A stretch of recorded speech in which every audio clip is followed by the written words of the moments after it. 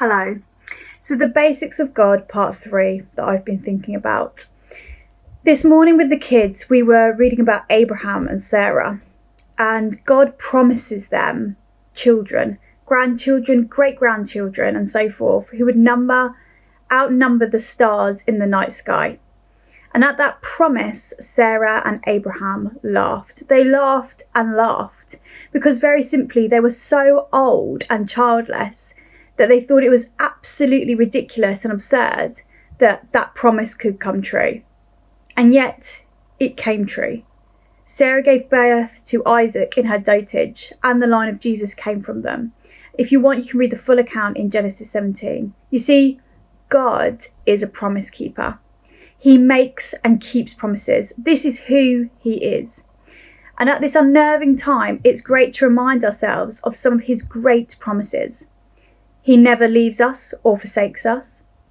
He always loves us, and he will provide all our needs. Also, I think it's quite prominent right now to remind ourselves of the specific promises that God has made to our church, to one church. You know, he said through a prophecy that there's going to be a huge wave of blessing coming. And maybe that seems unlikely right now. I mean, we aren't even physically together. However, the church isn't a place, it's us, each individual who embodies Christ. And we could be asking today how God could use us to see his kingdom come and to see that promise to the church be fulfilled. And so even though it might be laughable, God's still keeping his promise. Do we believe it? And lastly, what's God promised you? Individually, separately, what's he promised you? You know, what have you been prophesied over in your life in which today it might seem laughable that might ever come to pass? But has God given you a dream which is yet to be fulfilled?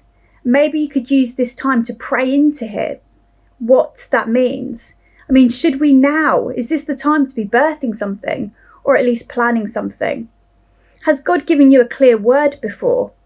Has he said that maybe you've got the gift of healing, or gift of prophecy, or gift of tongues, or gift of hospitality?